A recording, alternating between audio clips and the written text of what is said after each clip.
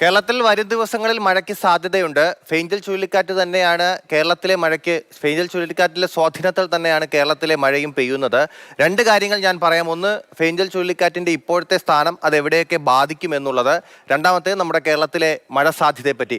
ഫെയ്ഞ്ചൽ ചുഴലിക്കാറ്റ് എന്ന് പറയുമ്പോൾ ഈ ഭാഗത്താണ് ഇപ്പോൾ നിലവിൽ സ്ഥിതി ചെയ്യുന്നത്. ഇത് കരയിൽ പ്രവേശിക്കുകയാണ്. അതായത് ഏറ്റവും കൂടുതൽ ശ്രദ്ധ വേണ്ടത് ചെന്നൈ, പുതുച്ചേരി, നാഗപട്ടണത്തിന്റെ കുറച്ച് ഭാഗങ്ങൾ, ഈ ഭാഗത്തൊക്കെയാണ് ഏറ്റവും കൂടുതൽ ശ്രദ്ധ വേണ്ടത്. ചെന്നൈ ഭാഗത്ത് ഇപ്പോൾ തന്നെ നമുക്കറിയാം ശക്തമായ മഴ പെയ്യുന്നുണ്ട്, പലയിടത്തും വെള്ളക്കെട്ടൊക്കെയാണ്.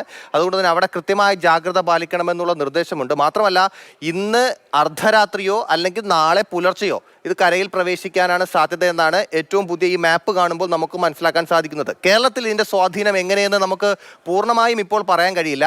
ഈ ചുഴലിക്കാറ്റ് കരയിൽ പ്രവേശിച്ചതിന് ശേഷം മാത്രമേ കേരളത്തിൽ അതിന്റെ സ്വാധീനം എത്രത്തോളം ഉണ്ടാകൂ എന്ന് നമുക്ക് പറയാൻ പറ്റൂ. എങ്കിൽ കൂടിയും കേരളത്തിലെ മലയോര മേഖലകളിലടക്കം മഴ സാധ്യതയുണ്ട്. അതിന്റെ പ്രവചനം കാലാവസ്ഥാ നിരീക്ഷണ കേന്ദ്രം നൽകിയിട്ടുണ്ട്.